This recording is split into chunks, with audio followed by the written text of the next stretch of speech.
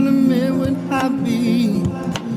If I didn't practice what I preach, it's so good to dream, so very good to believe. But I'm losing hope, losing hope,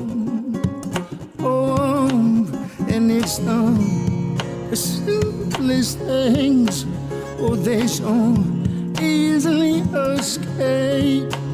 Oh, it's the simplest things, oh, they so easily escape. Oh.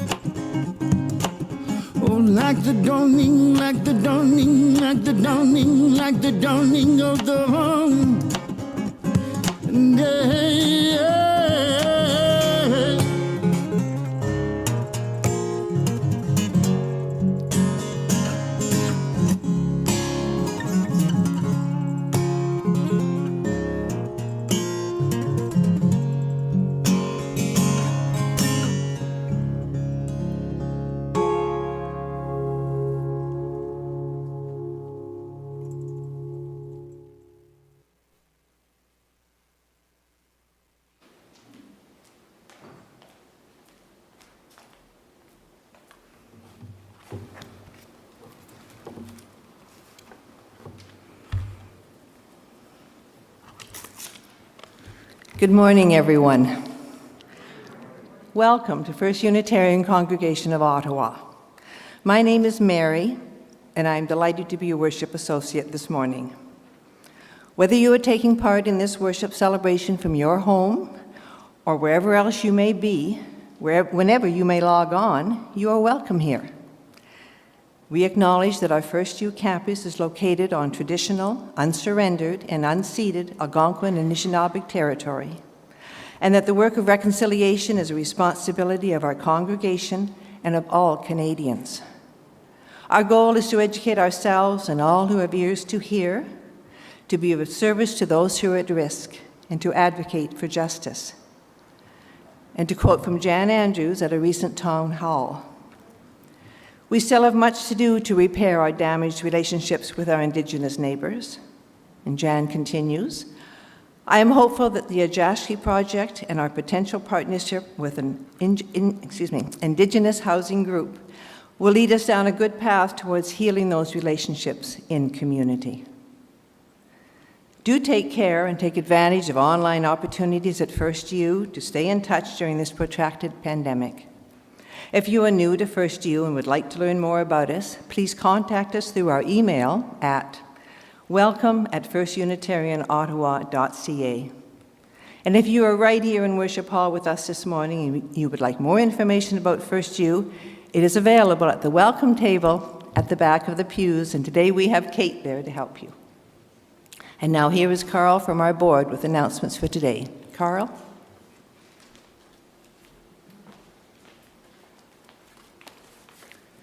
Good morning, everyone.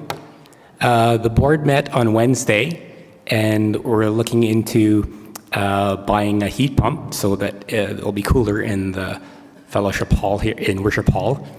And also, we further discussed and met about a week ago with a lovely meeting with Ontario Aboriginal Housing Services, and it was a very positive meeting, and their elders' principles align a lot with our own principles, so we look forward to working closer with them. And finally, this Wednesday is the last date to sign up for our OWL Healthy Sexuality program, and it's a LGBTQ-friendly, progressive, positive sexuality program for young teens. And now I'll call Donna for our Environmental Action Group news for the week. Thank you.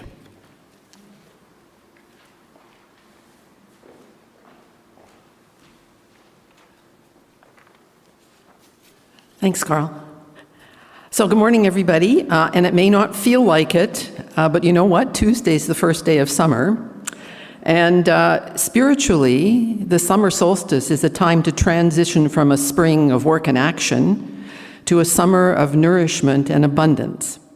So we've got two things as a final advocacy action this spring. Before Tuesday, because that's the important day, write to the city's Environmental Committee and ask them to support Councillor McKenney's motion for Ottawa to support the Global Fossil Fuel Non-Proliferation Treaty. A lot more about that on the Climate Action page, so take a look. And then, as we transition to a time of nourishment, we are encouraging you to have a time of reading, listening, and watching. And if you can suggest some new environmentally focused books or podcasts or webinars to add to the Climate Action page, let us know and we'll add them in. That's what we're encouraging for the summer, for both you and for the EAG, who's going to take a brief respite. And finally, for those who shared the challenges and insights into our Spring Free from Plastics wrap-up, see either Eva, who's back here, we're going to be at the back, see either Eva or I, because there are prizes. I promised them, and today we have prizes. For participants, that is. Thank you, Carl and Donna, especially about the prizes, Donna. During the continuing pandemic, we encourage you to sign up to receive the EUU, our weekly email newsletter. Check our Facebook and Instagram pages and our webpage for notices and updates. Our calendar continues to be as full as ever, though many of our activities still take place online. Whatever your heritage, whatever your faith, whomever you love and however you identify, today you are a part of our spiritual community. Welcome.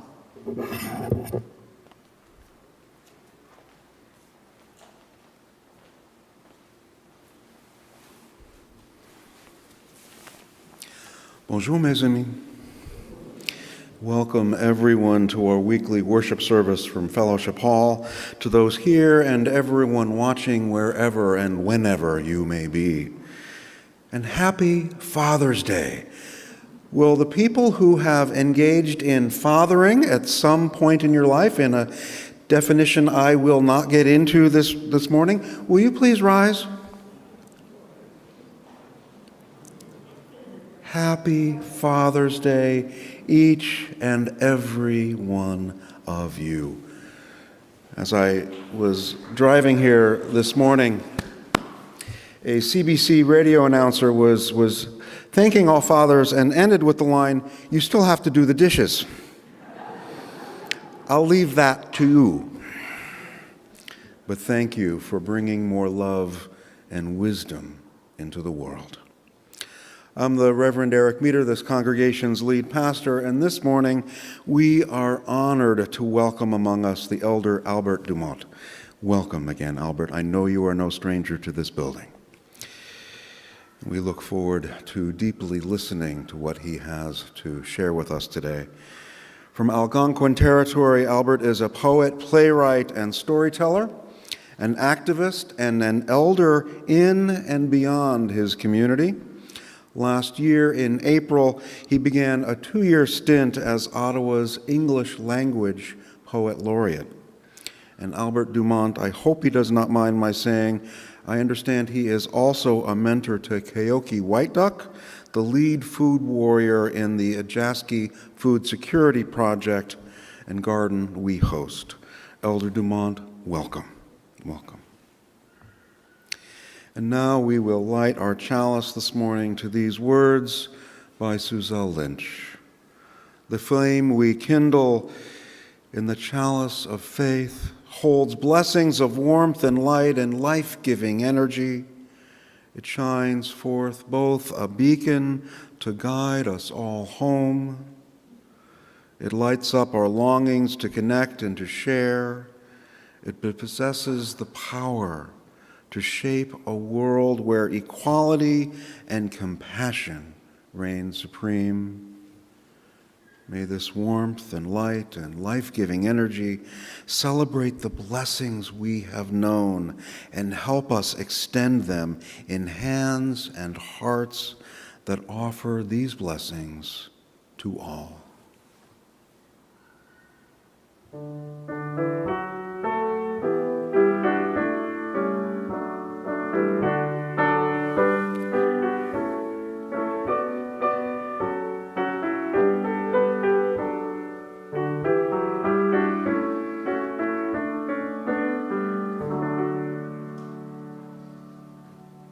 Our chalice is lit, and now our opening hymn, Mother Earth, Beloved Garden.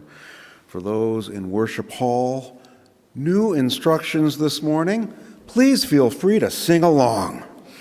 You can find the music in our teal hymnal, number 1067.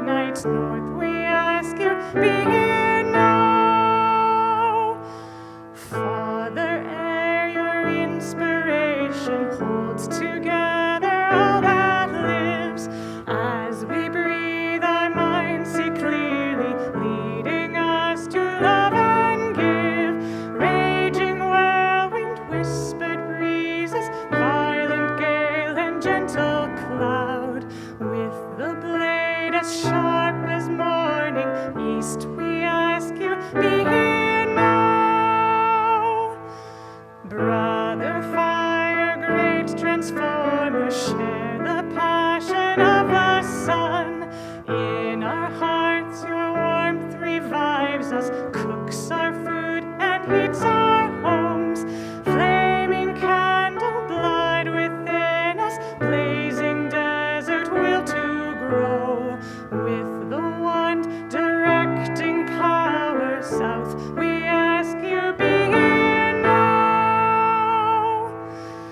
Sister water ever flowing, ocean, river, pond, and plain, drink we now and quench our thirsting, cleanse us we begin again.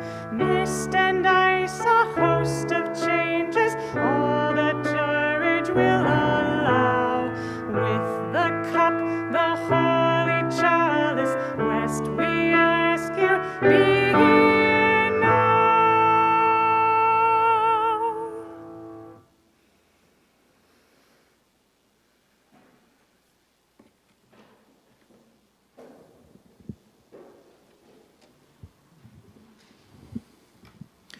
Reverend Ellen is not here this morning. I hope you don't mind if I try to fill her shoes. There is so much at work in this world, the background against which we live our lives. The war in Ukraine continues. COVID continues across the world, even though fewer are wearing these, or maybe because. We have a card for you to sign after our service today for Fala Thika, a stone for her, a stone for Reverend Ellen,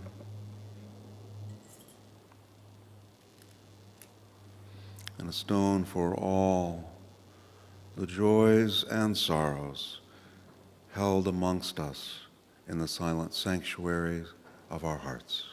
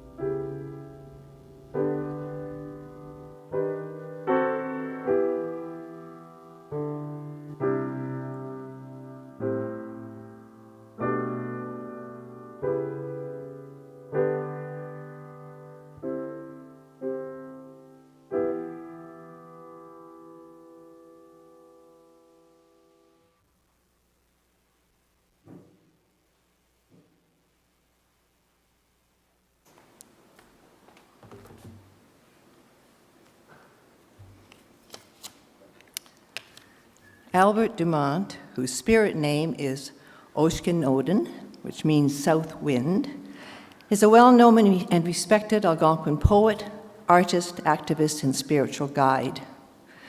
For the story today, I have a wonderful true story to tell you. In December 2021, something very exciting happened to Albert Dumont. He was awarded his high school diploma from Hillcrest High School. Albert had not even attended classes there, but had been to the school to share his wisdom with the students and the staff. The Hillcrest principal, Geordie Walker, and a teacher, Marilyn McMillan, assigned credits to Albert's many achievements and determined that he deserved the 30 credits required for his diploma. As Walker said at the time, the resulting diploma speaks to the multiple roles he's played in society as a spiritual leader, a knowledge keeper, an advocate, a friend. It's a legitimate diploma that recognizes the harm that happened to him. He was forced out of the education system. This is part of reconciliation. Albert, Elder Dumont, declared it one of the biggest events of his life.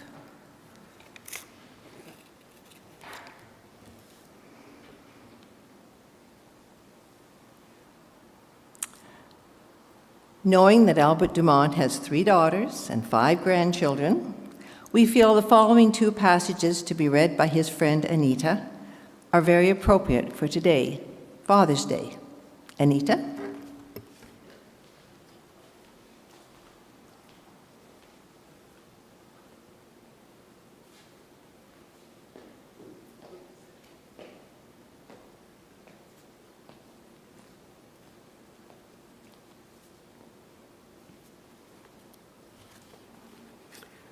I would like to quote from World Healing Prayers.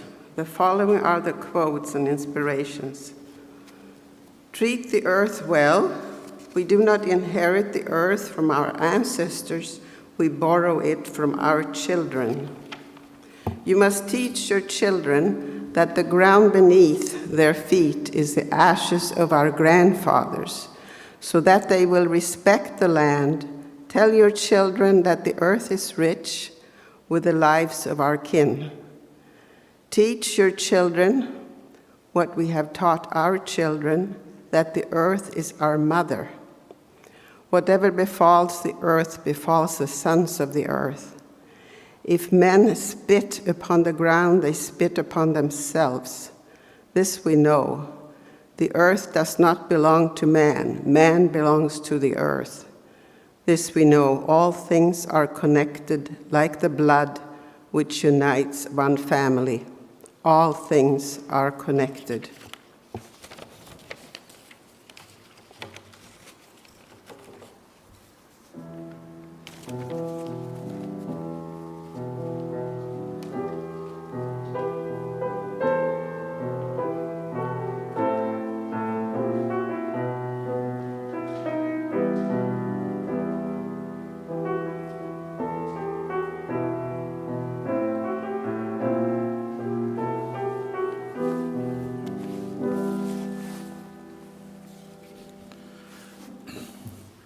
Thank you so much for inviting me here today. I think you're going to, I hope you're going to appreciate and connect with some of the things that I'm going to tell you. First of all, seeing as how it's Father's Day, I'd like to mention one of the things that my dad told me long ago. He's been dead a long time. He died when he was 65 years of age. He just dropped dead at home one day. In my entire relationship with my dad, he only told me once that he loved me, and that was the day that he died.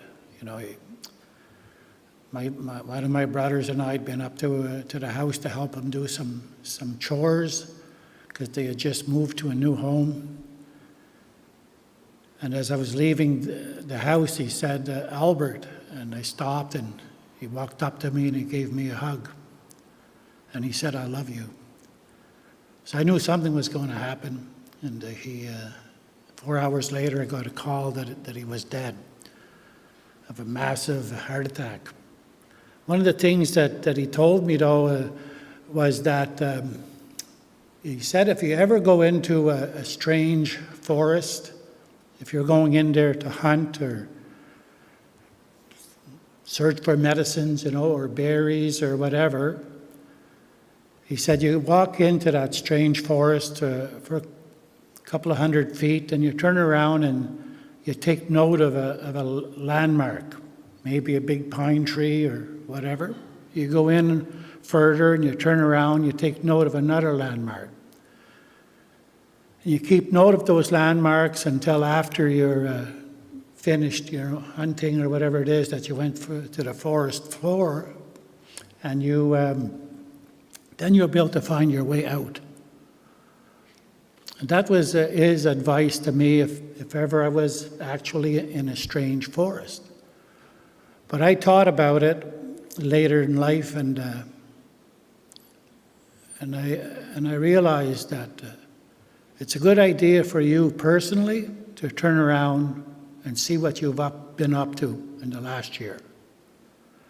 Is there anybody that you need to apologize to? Is there something you've done that was out of line and against the teachings of your religion or your spirituality? And if you see that it has, you have an opportunity to fix it. It's something that a city should do, it's something that a province should do, and it's something that a country should do. To turn around every now and then and see what they've been up to. Did they make any mistakes? Have they hurt anybody? Have they trampled anybody's human rights? Have they poisoned water? And then they need to do their best to fix it. So I review my life often. I go back to my first memories. Sometimes they're good memories, sometimes they're bad memories, sometimes they're shameful memories. But you got to deal with them. I don't fear death. I never did. I can't remember a time in my life where I was afraid of dying. The thing about dying is that when I do die, I expect to hear an honor song being sung for me. Because being honorable is important to me. I have daughters and I have grandchildren. I've got 2 grandsons. One of them just turned 2 years old a few days ago. But I'm going to teach my grandsons for the remainder of my days on this planet to be honorable, to become honorable men. I want them to hear an honor song too after they die. All of us, if we believe that there's something that's attached to you that's going to continue to live after you physically leave this world, well, we need to nurture and feed that spirit or soul, whatever you think it is. And whenever we think about Canada's history and how Canada outlawed Indigenous spiritual beliefs, and I know there's people in the front of me right now who know how important it is to have a right to vote and what the right to vote does for you. Imagine if you didn't have it. You know, some people don't even think about that. That the fact that my dad's generation never got a right to vote till 1960 federally, 1969 in the province of Quebec. Indigenous spirituality was outlawed till into the 1950s. My dad endured the pass system. That's what Canada did. My dad was an honest, hardworking Christian, but he couldn't leave the community of Kitigan-Zibi without going to a white man's office and asking him for a pass to leave so he could go to work in a lumber camp. You know, whenever I mention stuff like this to some people and I say to them, if somebody had did that to you, what kind of gun would you have wanted to have in your hands to rebel against those people who would do that to you? The thought of anything of violence never entered my dad's generation's minds. My dad didn't like the pass system. It was degrading. It humiliated him. But the thought of violence never entered his mind. I want you to know that I've never hated anyone in my life. I know a lot of people have hated me. I know there's people that hate my children, and I know there's people who hate even my grandchildren, just because they're Indigenous. Some people believe that this country would be better off if we weren't here, and that's a fact. And I think you know it. Our people never made war on the settlers. As a matter of fact, the Algonquin and Anishinaabe, if it wasn't for the Anishinaabe, there wouldn't even be a Canada. The Anishinaabe fought alongside of the British to keep the Americans out of here in the War of 1812. And Pierre Berton always said it. He was a great historian. He said if it wasn't for the Anishinaabe, there wouldn't even be a Canada. People don't want to think about that. They prefer to hate us instead. You know, I had a dream once of being in the dream, I found myself in a narrow waterway, and it was dark, and I'm in a canoe. And far in the distance, I see a light. And I'm paddling my canoe towards that light, and I'm in no hurry to get there. And the waterway is narrow, and on the shoreline, there's dead trees. And there's people who are calling out to me, and they're saying, Oshkinodin, can I come in your canoe? And some of the people that are calling out to me, I recognize them from this physical world. And some of them have done wrongs, but yet they were good human beings. And I allowed them into my canoe because I'm taking them to that light with me. Because whoever I take there is going to be spending eternity.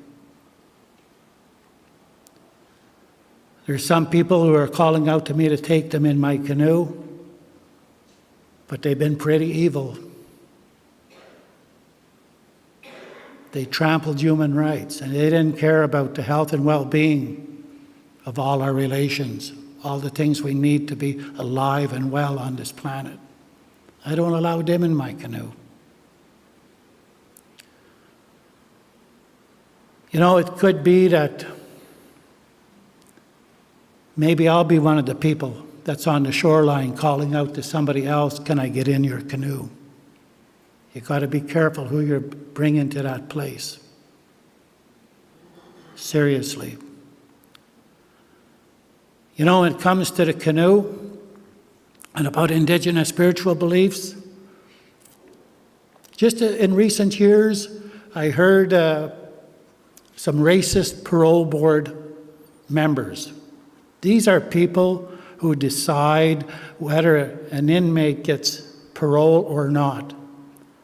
And I heard one parole board member say to his friend, he didn't know that I could hear them, and he said, at the time of contact with Europeans, the so-called First Nations were throwing rocks at each other, or they were butchering each other with stone axes. That's what he said. That's just a few years ago. He really believed it. And he was going to decide whether an Indigenous person got parole or not. I don't think he is a good choice. I went up to him and I straightened him out real good. You know something about the birch bark canoe? The same kind of engineering knowledge that's needed to build a birch bark canoe is the same kind of engineering knowledge that's needed to build the London Bridge. If you don't believe me, just ask any engineer. You must know some engineers, just ask them. Anybody that could invent a birch bark canoe could invent anything. We made big canoes that could hold a lot of men, a lot of cargo, and the canoe could go over white water and it didn't fall apart. One time this racist man says to me, he says, if you could build big canoes, why didn't you build big ships like the Europeans did? I said, because we didn't want to explore for a better place. We already knew that we were in the best place possible, and that's why people come from all over the world to live here. Nobody brought the gold and the oil and the timber and the great rivers that produce hydro. Nobody brought these things from Europe or any place else. These things were already here. This is the greatest country in resources of this planet. And yet some people hate us. They say this country would be better off without us being there. That's why we need to have reconciliation. There's some people who will never, ever admit that we're worth anything. And that's a fact. And I think there's people in this audience who know people like that. They put us down. They say, get over it. Nobody ever said it to me, but if they ever say it to me, you know what else I'll tell them? I'll say, you tell me how, and then I'll know.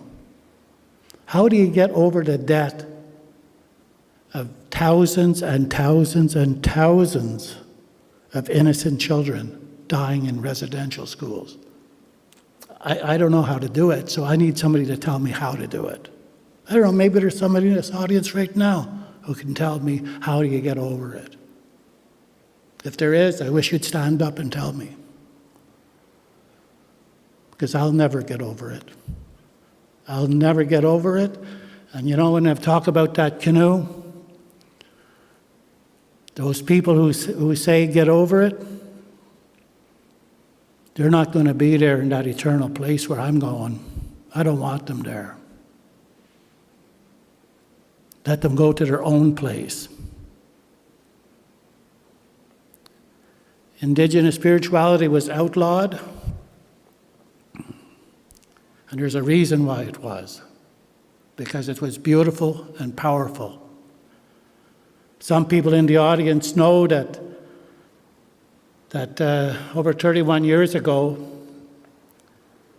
I was repairing a chimney on a gristmill roof, and it was 43 feet off the ground, and the scaffolding collapsed, and I was right up at the top. I didn't think I'd live to tell about it, but I wasn't afraid. Like I said, I've never been afraid of death, but I thought that was the end of my life. And then it's like I heard a voice that said, land on your feet and you will not die. And I managed to land on my feet. But I crushed 2 vertebrae in my back, I cracked 2 vertebrae in my back, I cracked my spine above and below the damaged vertebrae. I had over a pound of stainless steel nuts and bolts holding my spine together for 2 years. I had to wear a body brace for 18 months. And I live with chronic pain, but I don't take any medication for it. And that's because I consider myself lucky. I'm lucky I wasn't killed. And I'm lucky I'm not in a wheelchair, paralyzed. So why complain about pain if I'm able to walk on my own steam from point A to point B?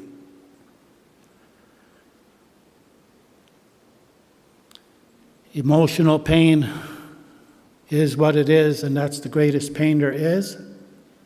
And I think emotional pain, the Indigenous peoples of this country have been emotionally in a state of pain for a couple of hundred years, a few hundred years now. I'd rather have a sore back than a broken heart. I think everybody in this room understands that. I never, like I say, I never hated anybody in my life. To me, hate doesn't make any sense. There's no payoff to hate. If it made a little bit of sense, maybe I'd hate somebody.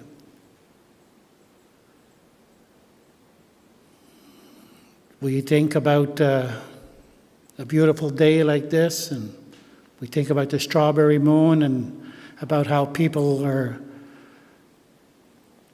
should be celebrating their birth seasons, and particularly their birth moon, instead of just their birthday. That's what I'm teaching my grandchildren. Teaching them about the circle and what is a circle, you know, the fact that everything that was good was in the shape of a circle. The sun was a circle, the moon was a circle. The people knew that the planet, that their mother, the earth, was a circle. They never believed it was flat, because the sun rose in the east and it set in the west, and that told them that the world was circular. The trees were circular. The people saw that if you could throw something square in calm water, that it made a circular ripple. If you kindled the fire, it made a circular light around it. I remember somebody saying to me one day that they didn't believe in God because they said they never saw God. And to me, it's like kindling a fire at night, and it throws a circular light, and you see it because it's at night. Beyond that light is darkness. But if you're sitting by that same fire in the daytime, that light is still there. That energy, that aura of the fire is still there, but you can't see it. Because you can't see it, does that mean it's not there? It's there, just like Creator is there. And people of faith who believe in a Creator, in a God, they need to understand that Creator expects certain kind of conduct from human beings. They need to understand that whenever you go against those teachings, there's going to be something to answer for. Indigenous spirituality does not speak of a hell. We know nothing of hell. The idea of burning in a fire for eternity, I don't know, that doesn't make no sense to me. But nobody escapes justice, though. Nobody. Sometimes I think of an old man on his deathbed and he says to himself, "Boy, I sure got away with a lot of stuff in my life." And then he dies. And he finds out he didn't get away with anything. Nobody gets away.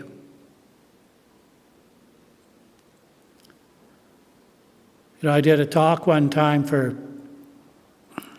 a group, and I wanted to make a point, and I said, someday in the future, Albert Dumont's ticker is going to stop ticking, and at that point, I'm going to find myself in the spiritual world. I don't know when that's going to be, but when it happens, and if the first thing I see in that place is Donald Trump, I'm going to know I've gone to the wrong place. Because I do not want to spend eternity with Donald Trump, I'll tell you that.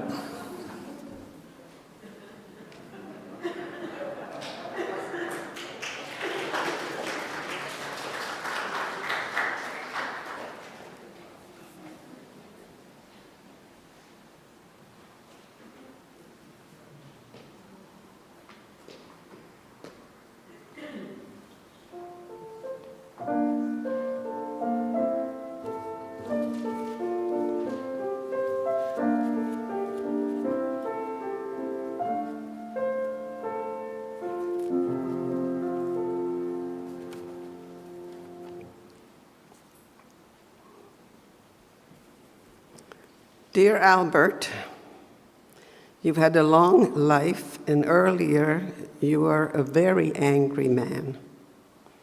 I don't blame you because you experienced many difficulties in your childhood and youth. I used to volunteer at the restaurant on Reader Street that served free breakfast and lunches to Indigenous people, and one day you came there and wanted to tell them about your difficult life. After you told them, they asked you if you had forgiven the white people who were responsible, and I think you said that nobody had asked you for forgiveness. And then there was a long discussion about forgiving, and the conclusion was that we must always forgive. And I know from your speech, you still have lots of frustration still, but you also have so much spirituality. You have a lot of wisdom now, and I think we all enjoy hearing your speeches, and we all learn so much from them. So thank you, Albert, for being our speaker today.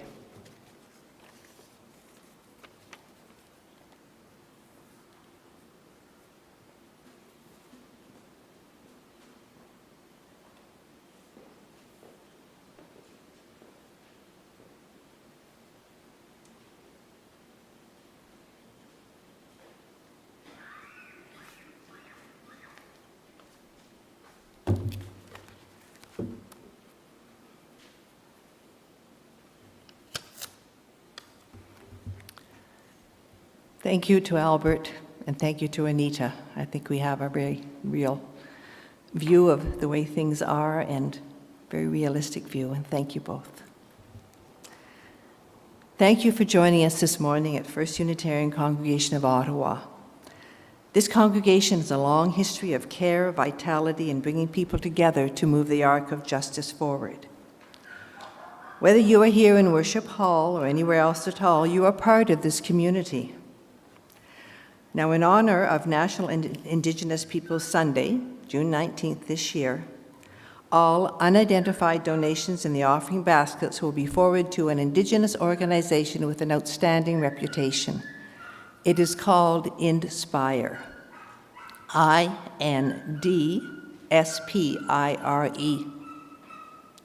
They organize the annual Indigenous Achievement Awards. In addition to that, INDspire operates a scholarship fund from which they award scholarships to Indigenous students undertaking post-secondary studies. Our congregation has made contributions to INDspire in the past to support their work. Your donations may be made in the offering baskets passed today. Use an envelope if you'd like a tax receipt. Please make out any checks of support for INDspire to First Unitarian Congregation of Ottawa with INDspire on the memo line. And those, of course, will be forwarded. The money will be forwarded to INDspire. Those wishing to donate with credit cards or e-transfers, please contact Michelle, our finance manager, at fm@firstunitarianottawa.ca. Our gifts are freely given and gratefully received. We dedicate these gifts to the work of this community of faith, serving human wholeness, caring for the planet, upholding religious freedom, welcoming the stranger, loving one another. And now our closing hymn, We Are. Please feel free to sing along. This hymn is in the Teal hymnal at number 1051.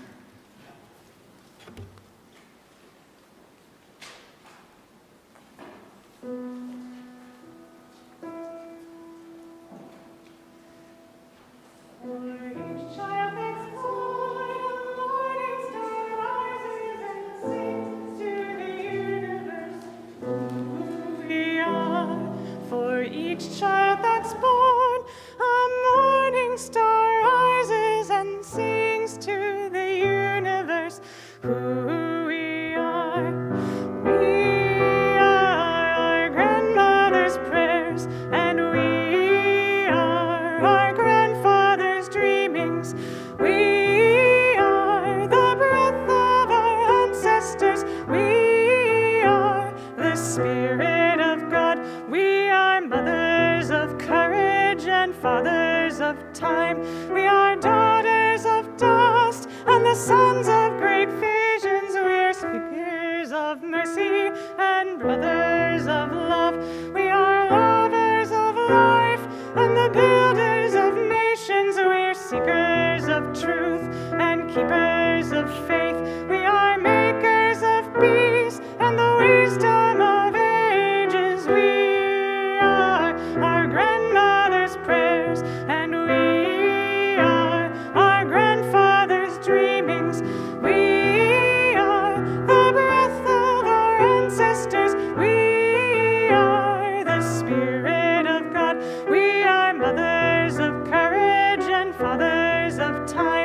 are daughters of dust.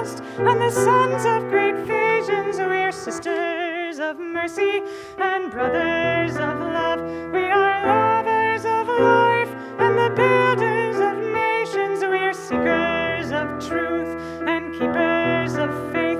We are makers of peace and the wisdom of ages. We are our grandmother's prayers, and we are our grandfather's dreamings.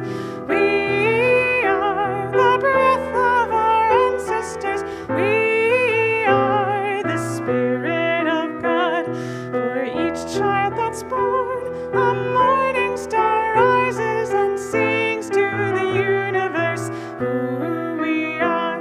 For each child that's born, a morning star rises and sings to the universe who we are. For each child that's born, a morning star rises and sings to the universe who we are.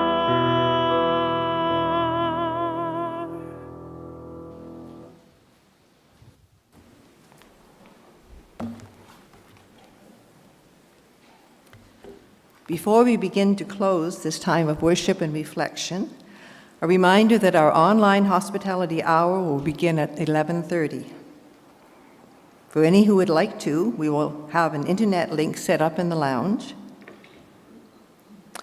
Our closing words are by Elizabeth Selly Jones, and they are number 456 in the Gray Hymnal, Singing the Living Tradition. We extinguish this flame, but not the light of truth, the warmth of community, or the fire of commitment. These we carry in our hearts until we are together again.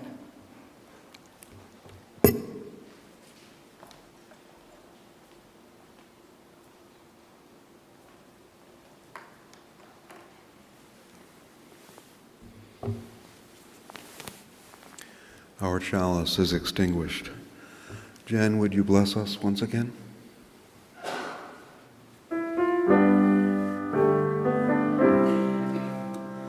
Spirit of life, come unto me. Sing in my heart all the stirrings of compassion. Blow in the wind, rise in the sea. Coule dans mes mains, vide espoir et de justice. Dénudis-moi, ciel, emporte-moi. Source de vie, viens vers moi, viens vers moi.